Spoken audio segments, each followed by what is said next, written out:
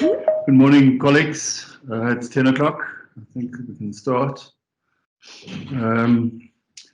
Colleagues, students, and guests, welcome to our 13th and sort of last of the talks in our lecture series with Nisha van der Hoven.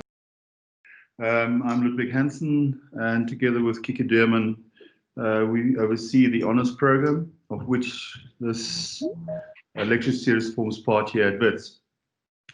The lectures to date have given us some insights on the spatial design methodologies and approaches towards problem solving in the built environment. And I think the talks have been fantastic, and they've given us some insights, projects through projects and conceptual ideas and working methodologies, how changes in our architecture and cities can be brought about. The speakers all have demonstrated an excellent understanding of processes, different processes towards achieving spatial excellence.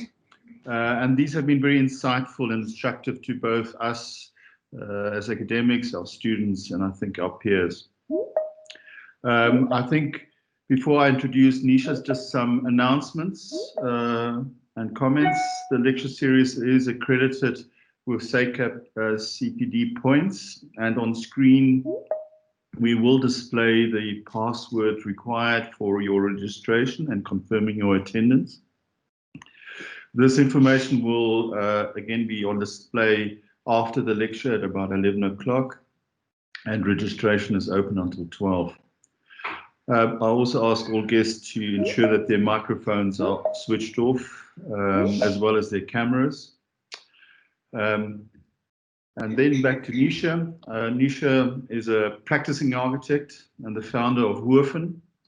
Before starting her consultancy, she worked for 12 years at Burgman and Partners Architects.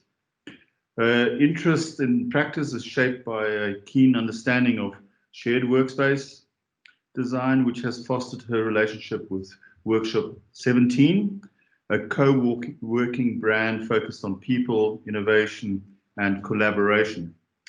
As their lead architect, Nisha is responsible for the design of their new locations along with their in-house design team.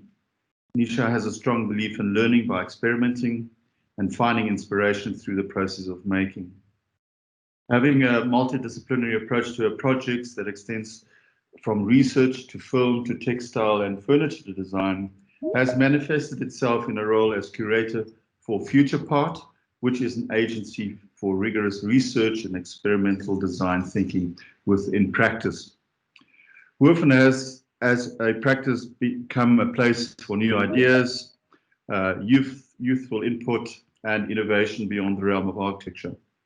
Nisha qualified as an architect here at WITS in 2007 and has over the years been involved both in teaching, examinations, and also collaborating with the WITS School of Architecture and Planning.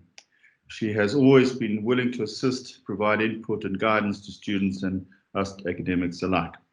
We at WITS offer our greatest gratitude and thanks to you, Nisha, for making yourself available, and looking forward to the lecture. Thank you very much. Over to you.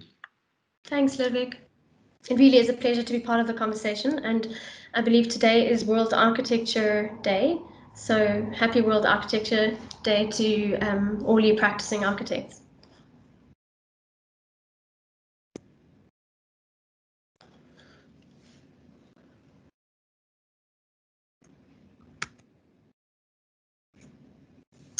One minute.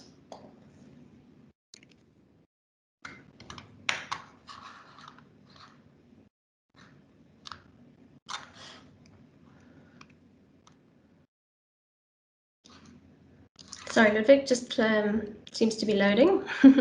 Yeah, relax. There's no rush.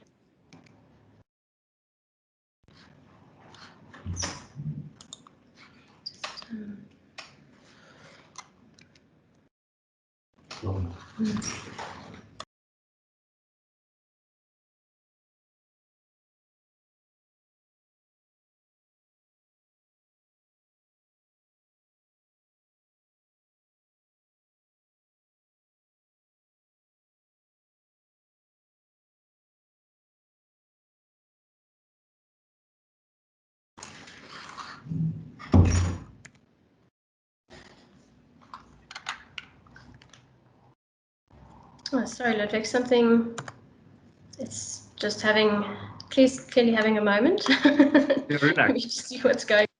Despite all the practice up front, it doesn't work when it needs to. No.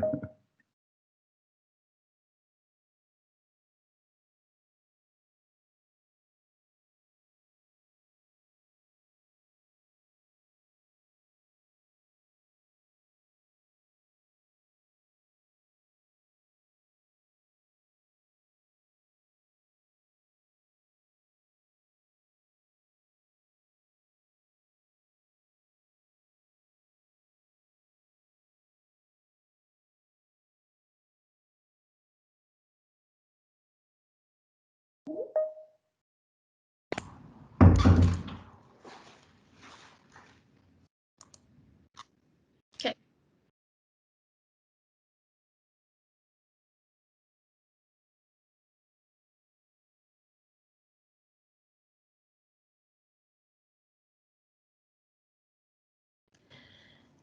At Hoven, there are 3 words that describe our way of practice: imagination, sharing, and resilience. Our work has provided the opportunity to stretch our imagination, to inform our way of thinking and creating, both within and beyond the realm of architecture. Having started out collaborating on a few projects and working across various disciplines within the fields of architecture, interior design, film, illustration, and exhibition, we explore through experimental and self-initiated projects, and really always aspire to deliver a brief in a creative and authentic way. I think this has helped shape our process and our approach to our work.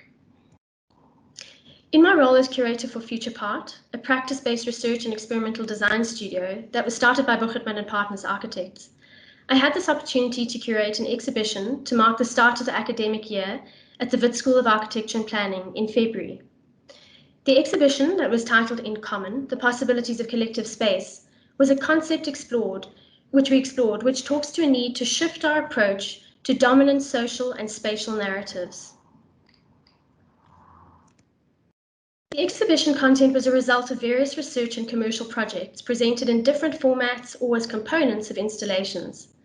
Now, the notion of the common in architecture implies space as a collective and non-exclusive resource, with shared and equal benefits rather than individual or private ownership.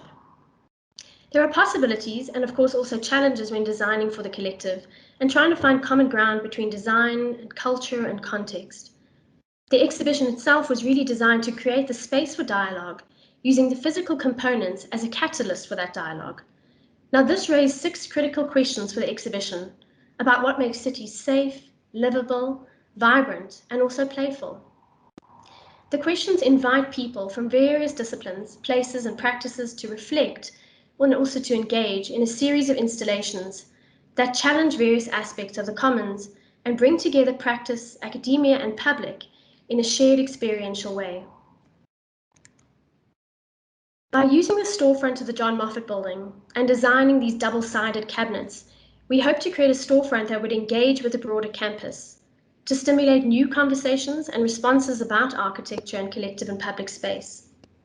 It was also seen as a way to challenge existing paradigms, with the hope to encourage future participation and also prompt further knowledge-sharing initiatives. Exhibitions are often seen as quite heavy on material resources, and those are then discarded once the exhibition is over. So I try to start out questioning if we could design an exhibition with as little waste as possible.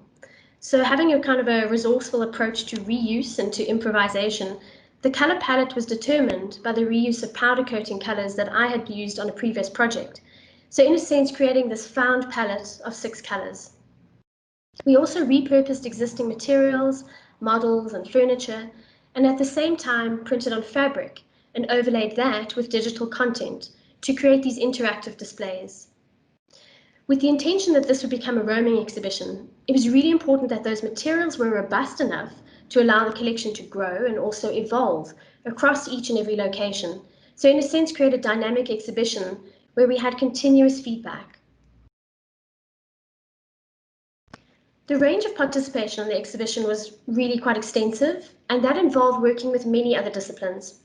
So for the design of the cabinets, we wanted to create something bespoke, a bespoke furniture piece that would be flexible enough to accommodate a variety of different display setups that you'll see in each of the cabinets, but also robust enough to be disassembled, to be flat packed, and then relocated to a different location. Here we worked with a local furniture designer to develop the design of those 6 cabinets, and also encountered quite a lot of challenges along this way. Because while we were prototyping the units, we were essentially working in parallel and exploring new ways to visualize the material and curate the content.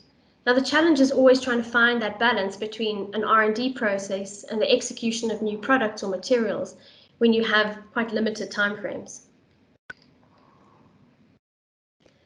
One of the pieces in the exhibition was an existing table that we then repainted and overlaid with a hand-drawn amalgamated cityscape. Now, we worked night after night to complete this table illustration, which was really about representing the common ground within the exhibition.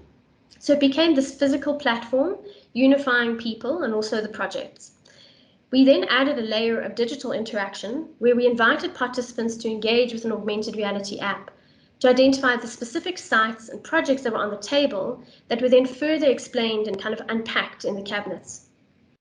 The content shared via that app demonstrates the collective use of space across these sites. We then had 6 question cards around the table that also invite participation from the viewer to reflect, to engage and question, and obviously connect with one another. Now, these responses to the questions were then captured and also shared each day as part of the exhibition and an expanding catalogue. Further to kind of the table drawing, we then also used the drawing to make prints on fabric and develop a textile of the city mashup, which also adds to the layering and demonstrates the many outputs that can actually be achieved from a single illustration. The exhibition showcased FuturePath's first academic research project, which explores inner-city privatized public space. Now, the research was largely driven out of a project within the Joburg CBD that actually required an investigation into if and how and also where the design of these spaces encourage sociability and foster a sense of welcoming. So in the CBDs of Nairobi and Joburg, privatized public spaces actually sit at this threshold where the fortress city and the survival city meet. And it's colonialism and apartheid that denied both common rights and also rights to the commons. So the research team explored various graphic and visual tools to cast a different lens on the research insights. And many of these explorations form part of the exhibition, such as the time-lapse studies, cognitive mapping techniques, there's walking interviews as well, and street photography. These were all used as a means to capture and to share use patterns in public spaces, which have had private interventions or employ forms of private management. The street photography that was captured by Sally Gall for the research provided a lens into the post-occupancy life of buildings and spaces, really trying to demonstrate the user engagement and often those unexpected behaviors that challenge the initial intended program, and then somehow demonstrate that adaptive reuse of space. The photos highlight how people reappropriate and also recycle materials out of necessity and improvisation. And of course, that challenges us to think about how we design spaces going forward. What are the textures? What are the surfaces that inform urban furniture, and the walls and the thresholds that are suitable for public use? So what became apparent in this research, and I think even more exposed in the photography, are these layered relationships excuse me, that exist between city participants in common shared space.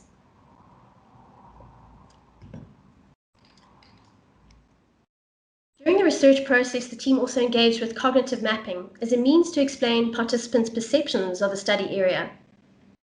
Using drawing as a universal language to communicate, participants were given an A3 blank page with colored pens and the ability to kind of draw a perceived map of the relevant area that retraced and located their day-to-day activities and also indicated points of reference. The colors that were used denote participants' perceptions of safety and also familiarity. The cognitive maps are then overlaid onto more accurate aerial maps to allow the researchers to identify the patterns and also the similarities in the responses. The result became this collated wall display of cognitive maps that you see here in the setup of the exhibition, where each map, in a way, tells a story of a memory, but also a journey through a part of the city. And when you overlay that with the video edits of the walking interviews and the time-lapse photography that you see, The interviewee process actually provides a lens into their physical and their subconscious navigation of the city. It identifies landmarks and places of safety and captures snapshots of the perceptions of people who really hold a range of relationships within that space in order to physically experience and grasp the city with those who use it on a daily basis.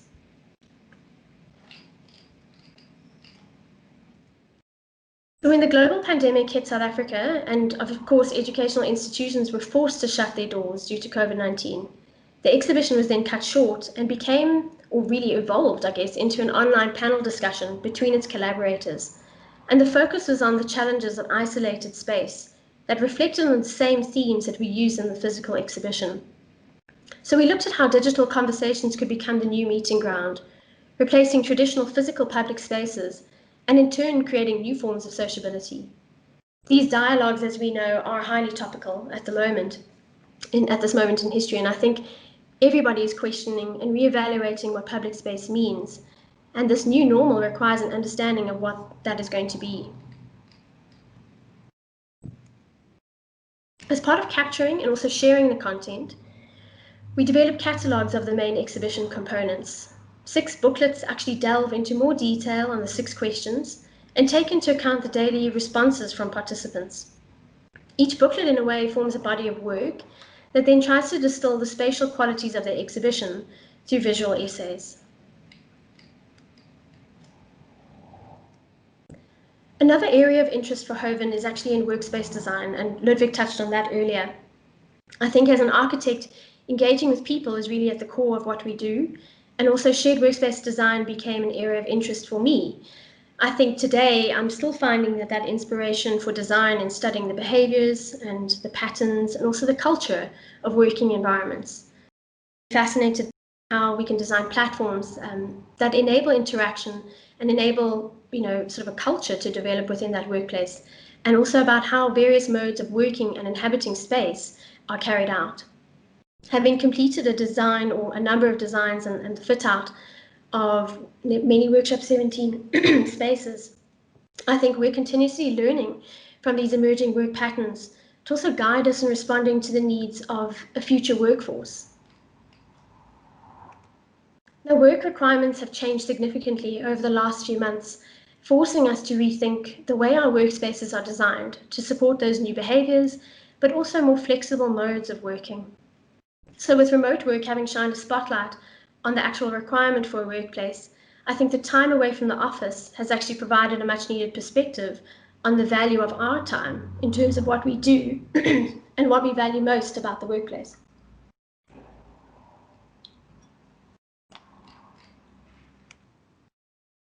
So in the same way that conversations are a way of creating fertile ground for future projects, I think research helps to also substantiate and develop that holistic reasoning, which in a way forms the basis of decision making. Now, having access obviously to reliable data relating to the performance or even the post-occupancy of a building or a study area really does allow a team to reflect and also analyze the quality and the viability, and of course the implications for the client, the end users, and the built environment. We do love that our research also brings us closer to people, and I think to solving real problems.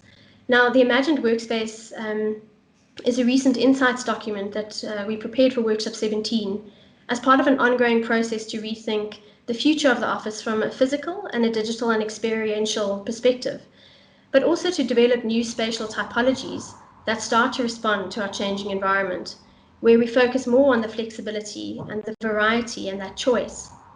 So this illustration in a way highlights a culmination of a series of design scenarios that we investigated that extend beyond the realm of just being a workplace and start to blur these boundaries between retail, home office, repurposing existing structures, things like dispersed working, and even starting to explore working outdoors. So this kind of imagined workspace that we designed is really about designing for optimal performance and enhanced experience. And the illustration actually represents a new workspace that brings together the physical aspects of the office that we enjoy with the digital experiences that we're now familiar with. but also further addressing health and wellness and density and mobility, all of these things that have been really sort of highlighted in the last while, but in a more sustainable and resilient manner. But I think while space typologies are also, being questioned, it's important that we also reassess and reevaluate the entire material palette for the workplace. With new hygiene standards being considered, we've been working on material palettes that are robust enough to withstand more frequent and intense cleaning, but also still provide a sense of warmth and tactility for these spaces. These materials are currently being tested in one of our new locations, which is opening in February this year, or next year rather. During the lockdown, various small architectural projects that were designed for physical distancing and also to provide a healthier and low-touch experience on return to the workplace. So this is an example of one of them, which was an illustrated replaceable paper desk pad, where we designed this specifically for Workshop 17 to start to demarcate individual workspaces. So members could come in every day, tear off a sheet, they use it as a kind of a paper pad to doodle on, but essentially a clean surface within a shared environment.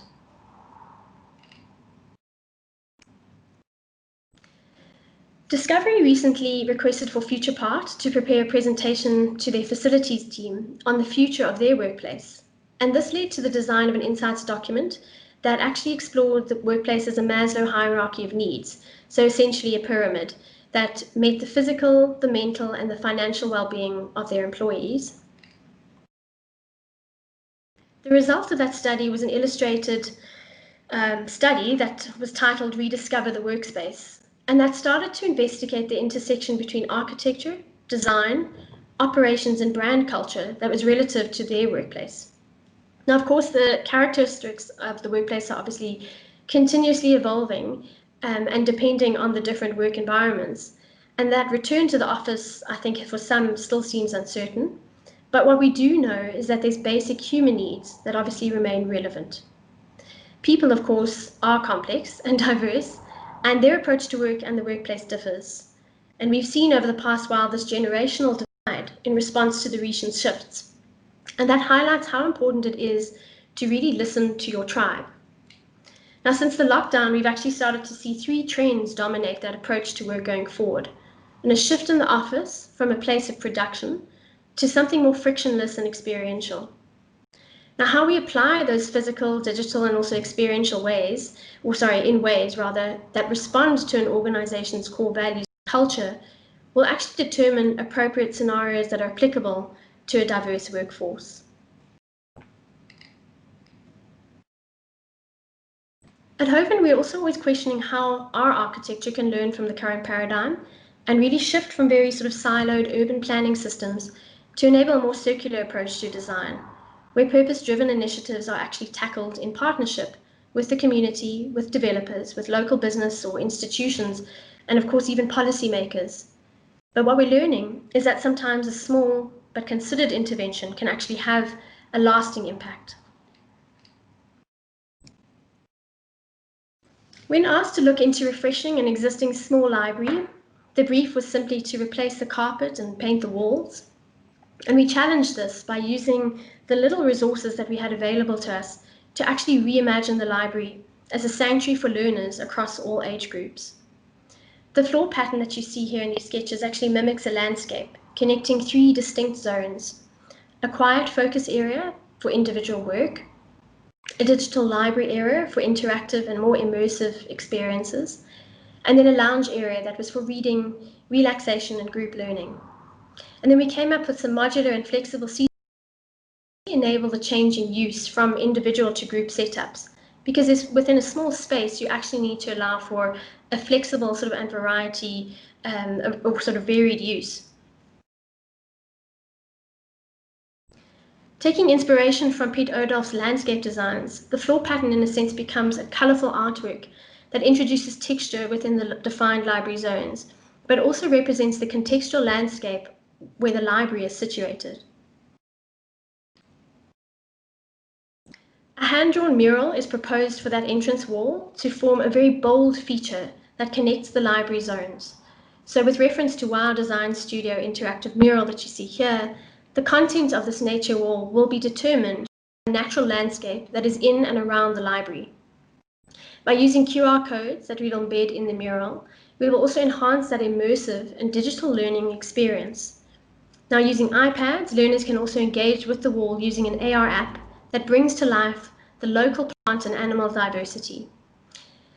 The content that learners engage with via that app can also be refreshed, which was really important for us, that the content doesn't become stagnant, but that every few months it starts to demonstrate the seasonal diversity and the shifts in nature over time within that area. Prior to the lockdown, we were asked to develop a concept design for a restaurant within an art centre. Now, this idea was quickly reassessed by the client, who then scaled down the intervention dramatically to a container-sized coffee station. But we quickly questioned the nature of the brief and actually started to challenge the container aesthetic, as the site presented a real opportunity to establish a collective meeting space within the site, or within this area. So the Terracotta Pavilion project was actually designed to accommodate a small demountable coffee shop, but in a public space. Now, the proposed structure is built from a regular grid of recycled terracotta tiles, which were salvaged from demolished roof structures in a nearby area. The building, or pavilion, is proposed as two opposing terracotta stacks that step up towards the corners to essentially create an informal amphitheatre on the one side and a backdrop to the barista station at the other end. You then have a floating roof of lightweight steel and polycarb sheeting that's suspended very lightly over the structure to provide shade and shelter. Perforated powder-coated steel shutters also will help to separate the barista station from the pavilion after hours. So the space functions as a place to gather, whether it's day or night, to grab a coffee or even have an informal meeting, or take a break just in an outdoor setting. So it's about bringing together communal activities within a modular spatial environment, and that varies from a space for interaction to hosting small events. There's something that you'll see is that for each of our projects, we try to use filmmaking as a visual means of storytelling. Whether this is capturing or documenting a process, or as a final product.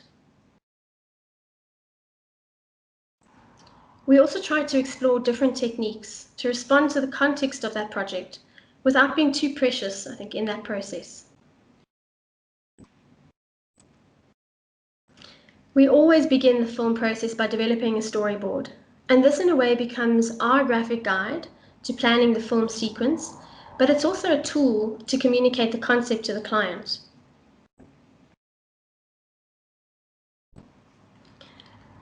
One of the first films that we worked on for Future Part, we were actually asked to capture a graffiti installation within an alley that was connecting retail to a pedestrian walkway and transport node. Now, the concept focuses on how art and urban design can actually encourage new pedestrian behaviors. And we worked in collaboration with artists, architects, filmmakers, editors, and sound engineers to shape the story through our creative direction. We spent months also capturing that artist's process to bring to life this graffiti installation. And we're fortunate enough to be shortlisted in the Best Use of Film category in the Archiboo Web Awards last year in London, where the film was a finalist amongst international architectural practices. So these are just some snapshots from the film. Now, once that walkway was complete, we then used drone footage to actually place the scale of the 150-meter long wall, which was almost impossible just to capture through photography. So to place that within context, but also highlight the importance of creating these pedestrian linkages in a very non-pedestrian friendly environment, and actually assess really kind of whether the space was functioning the way it was intended. Now, another piece that we did focused more about the commons and public space, and that always being this interface for the use of play. But in many instances, the reprogramming of such spaces has actually resulted in the loss of, or really sort of the disconnect with play, and consequently the way that play is actually being practiced. So we developed a short film for a Future Part proposal, for a sports brand, and that starts to actually explore urban play through a series of narratives, drawing parallels between urban sport and then the challenges that people face in finding safe spaces for play within the Joburg built environment. So some of the people that we interviewed within this film pitch actually came from Soweto to Johannesburg to find safer spaces to play during the week, rather than being able to use the facilities that were nearby their homes. So this film provides a lens on how collective use and passive surveillance can create public spaces for safe play. So it was really the start of a research piece that was to follow. We were also asked to assist on a project to develop an alternate approach to marketing property and meaningfully connecting end users to their investment in a sustainable precinct. We created this conceptual film, which was titled Traces, and it starts to capture footage of the construction impact on the site. Now, mapping the area with drone footage that you see in this film, we actually took that then into photogrammetry, and the film attempts to then imagine a restorative design process that starts to reinterpret our relationship with the context in which we live and the social and natural ecosystems within this precinct.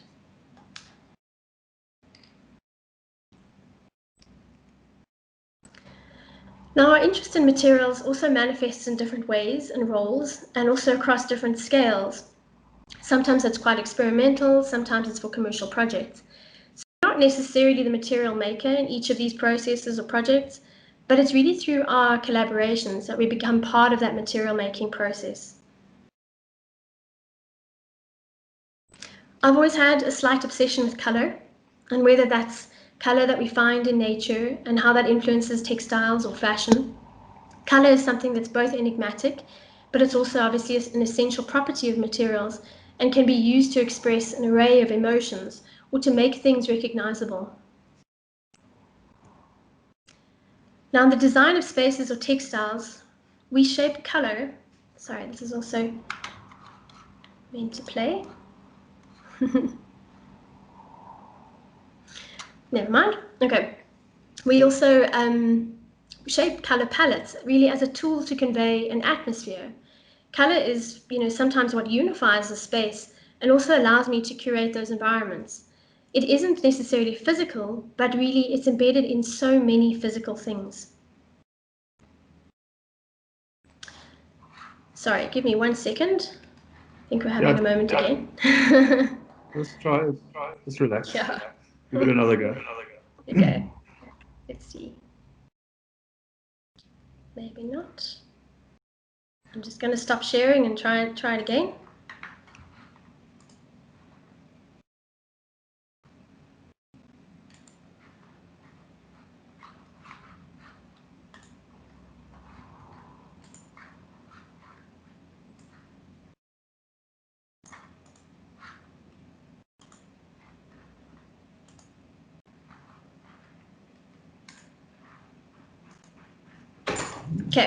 Okay, there we go. Great. So 21 Days of Colour actually started out as a challenge to myself during lockdown to start to explore colour through natural dyes. I became very aware of our consumption of food during that time and how much we consume and how much we are wasting, but also the seasonal diversity. And this inspired me to use our daily food waste, the spices that we used within cooking, and also even the natural found objects from our garden, as all a means to experiment in developing natural dyes that could be tested on leftover scraps of fabric. The intention was to develop a different color each day, and that process began as something very experimental, but I guess as it progressed, I was learning more and more about those techniques, the material properties, the key ingredients, and also those potential healing benefits of natural dyes. I think by extracting color from natural dyeing, color itself became this physical material. Now, since natural dyeing is making dyes from natural ingredients and obviously using them to impart color on textiles, I experimented with anything that I could find, sometimes not really knowing how that dyeing process would perform and whether it would fade entirely when it was exposed to sunlight or whether it would rinse out when it was washed. But I think incidentally, the color palette became this reflection on a vibrant mix of color from an autumn season. And the body of work was actually enriched and refined through this extraction process and creating the seasonal color combination.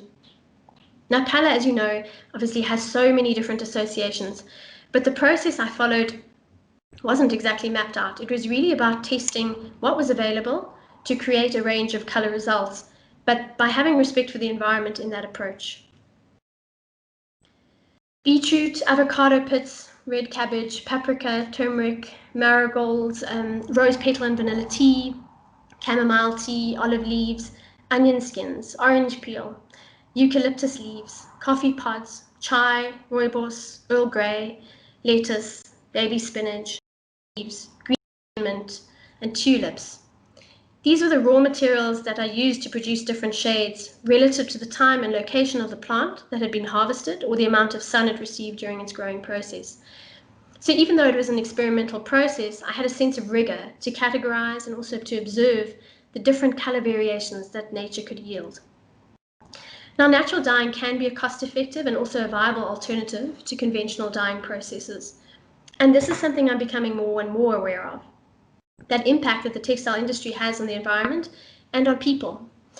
Now, the chemicals used for dyeing textiles, the unsustainable manufacturing methods, and the material waste, I think right through to the end of life of a garment, they all weigh heavily on our resources.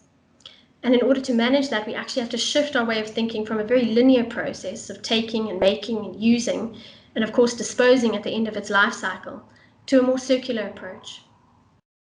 Now, through this process of dyeing fabric, my research has also led me to thinking about the healing properties of natural dyes on textiles. Herbal dyeing, or natural dyes, actually eliminates this impact of harmful chemicals and pesticides to avoid many ailments from conventional clothing.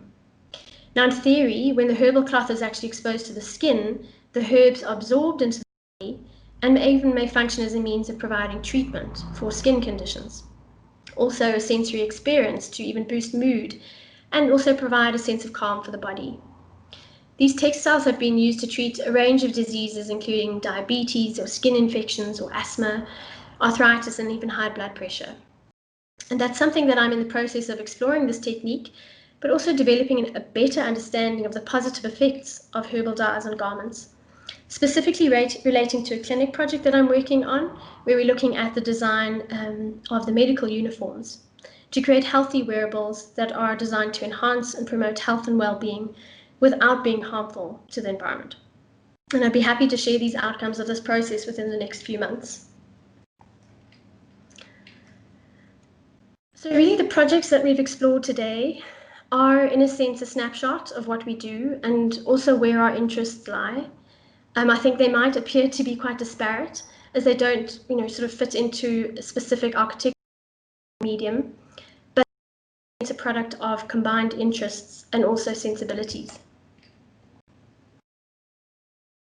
Illustration, research, film, curating, and material exploration are for us the building blocks of our process. These are the explorative tools that help shape our response to our projects, but also to the synergistic partnerships that form part of the project process.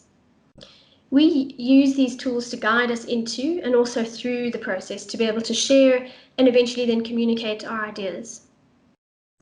A repository of time past and a laboratory for future practice. And this is something that Hans Ulrich Obrist actually defines beautifully. And I'd love to think of our own practice as a way of kind of building creative stories, using these different tools to capture our process as a sort of repository of time past, and whether that's through the means of filmmaking or material studies that will influence something, or the research behind the workspace, for instance. So we're not always completely sure of these outcomes of our work, but it's very much our curiosity that leads us and helps to inform what we do next. So in a sense, our work is this laboratory for our own future practice, where we draw on our processes and these skills and our relationships with other disciplines to share our stories. Thank you. Thank you, Nisha.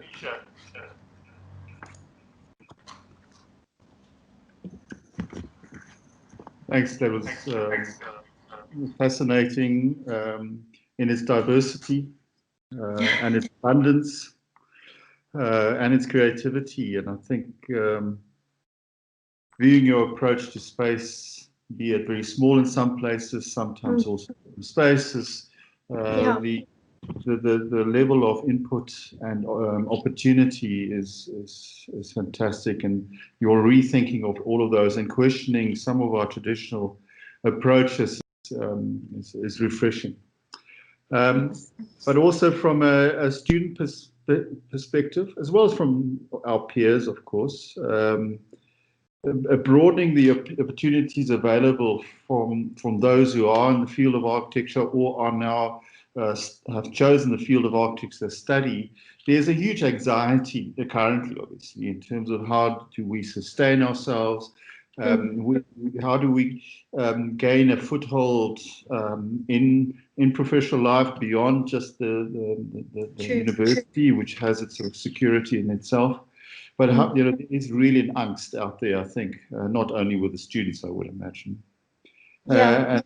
And the sort of the sustaining of it. I think maybe if you can just broaden your understanding of how does it become feasible, how do you get into the sort of broad spectrum, and how does it actually, how is it feasible to do this, and what kind of resources are required to make this work? Yeah.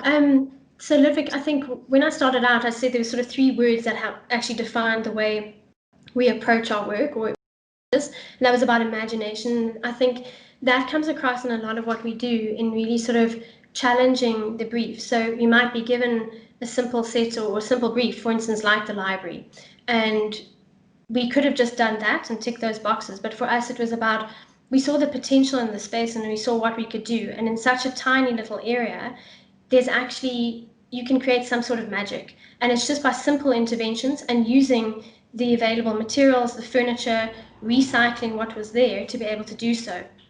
I think another part of what we try and do is always share our work. So in the capturing process, whether we're capturing something on film or we're documenting it in an illustration, we always try, well, we really, try to share. And that's whether we're having a conversation like this or a presentation or something, but it's about when you invite that sharing and that dialogue with other collaborators, you get a whole host of new ideas and new opportunities that actually comes from that. And for us, the collaboration is really important because we don't have the skill set to achieve everything. For instance, on the Mark film, we had to work with an entire team to actually develop the film sequence. But for us, it was about, okay, how can we develop a storyboard that shapes this? So we knew we had that kind of idea, but we knew we had to pull in these many skill sets to help actually drive that process. And I think on the resilience part, in a way, I think because our work is quite varied and doesn't necessarily talk to a specific kind of architectural medium or format, there's this kind of approach that we can try new things because that actually, in that process, it sparks other ideas or other architectural interventions.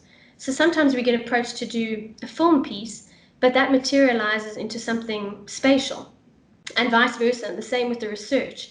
My work with Workshop 17, only the last few months have we realized this absolute need for research into the workplace and understanding the post-occupancy life of their particular spaces. So it does depend on the relationships. I think it's very much about the relationships that you have, about being able to share and invite collaboration and not being sort of too precious about your ideas and your own work. But also knowing that in your process, you're not afraid to try new things. So whether it is about kind of capturing content through film or developing illustrations, or even, for instance, the textiles, which for me started out as more of a passion kind of self-initiated project than it was out of a brief. So a lot of our work comes through our own interests. And through that, sometimes you really don't know where you're going with it. And I was just lucky enough to get asked to look at the design of these uniforms for a clinic. And that project has evolved into something really beautiful, which I'd love to share with you at some point. But it's kind of knowing and trusting that journey and that process, to be able to see sort of what that output is. You don't always know what that output is from the start. Yeah. Maybe just to follow up on that, taking the film as an example, sort of the funding mechanism for some of these projects How do you attract those? How do you promote those? Yeah.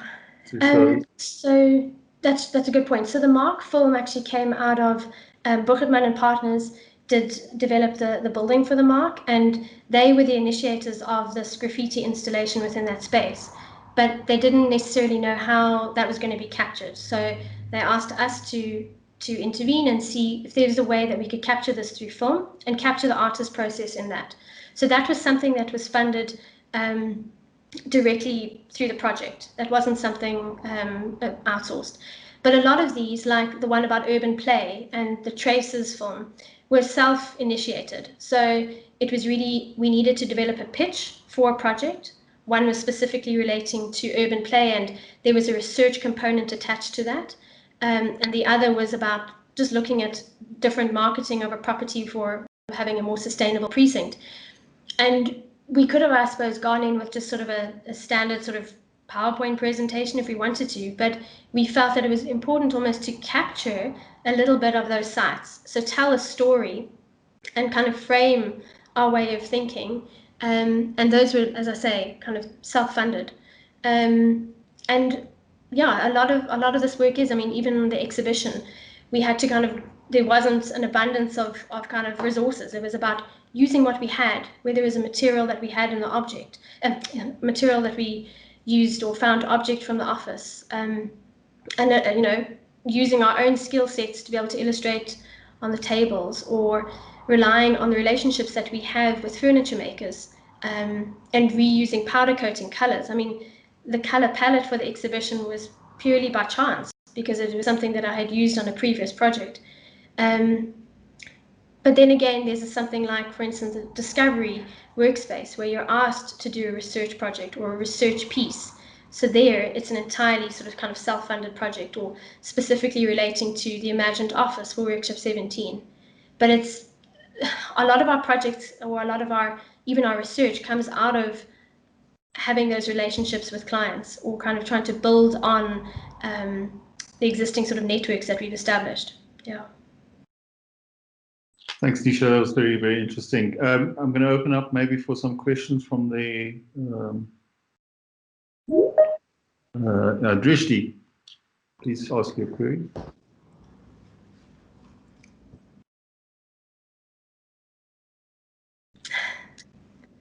You must unmute. Yeah. Okay, I think I got it.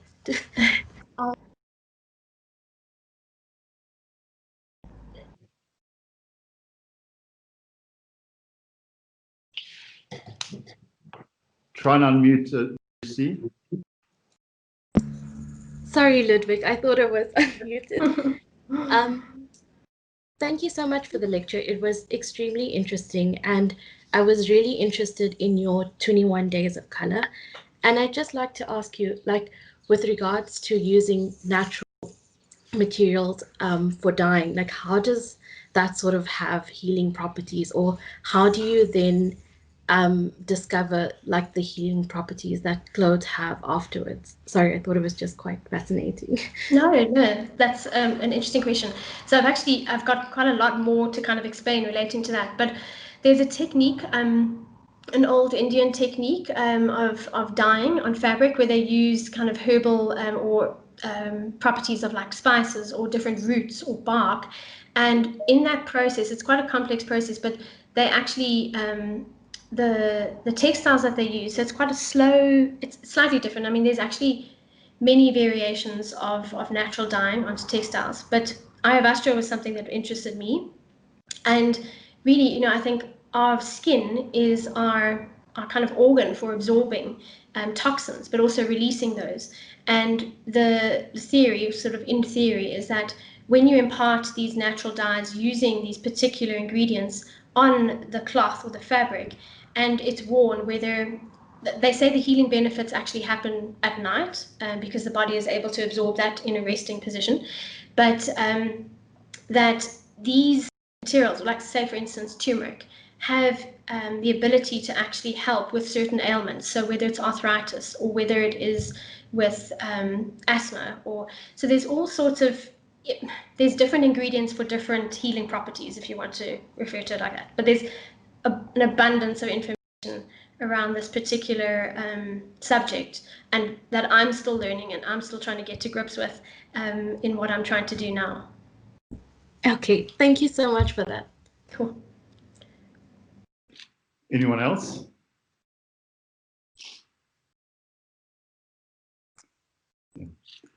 Seems to be quite shy out there. Very quiet. It is quiet. Lionel? Thanks for that presentation, Nisha. Just to build on the back of the fact that this practice is research-based, I was just wondering, do your projects also end with publication of some sort? So I don't think we are at that point yet. A lot of our research has been more in terms of insights documents. The work that was done within Future Part, that was led by a research team or a research lead, that has gone in for journal publication at the moment. It hasn't been published as yet. That's the work on the privatized public space. But beyond that, it's something we're still building up on, and we're still going through that process and that journey. Yeah. But that is the intention. Yeah. Okay, that is the intention. Okay, thank you. I suppose just to add to that as well, I think what's important for us is that we share the work that's being done during that process, and that's why we try and use film as a way to capture it in some instances. So relating to the privatized public space research, the photography that was captured by Sally Gall was also part of a visual storytelling of that research process, specifically relating to the study areas. We also had the time-lapse photography and the walking interviews. All of those were documented with the interviewees in the research process. And then we try and also digitally print 3D printed kind of models that show the use patterns within certain spaces. So for us, it's important that we look at different outputs, not necessarily just a publication, but what are the other mediums that communicate and tell the stories along the way. Thank you. Thanks, Lionel. Thank you very much. I think that was really insightful and I think inspirational, as I said earlier. And also looking forward, and we all are looking forward to your future projects, work, research, and explorations, which seem to deviate from the norm, which is really exciting part. Also to my students, or our students rather, you've now also been introduced to your external examiner and honours program. So I think that's also thank you again for all your contributions at WITS.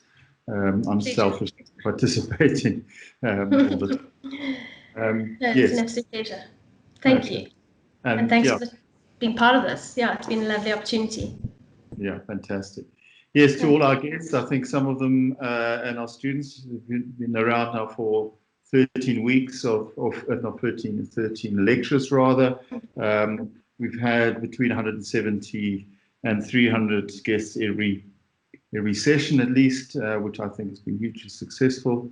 And there's just one last daunting synopsis on the 26th, which I stupidly agreed upon, which I still do some work on. So there is one last conclusion on the 26th, and I'm looking forward to seeing you all there. Nisha, thank you very much. And see you all soon. Thank you all. Super. Bye-bye. Bye.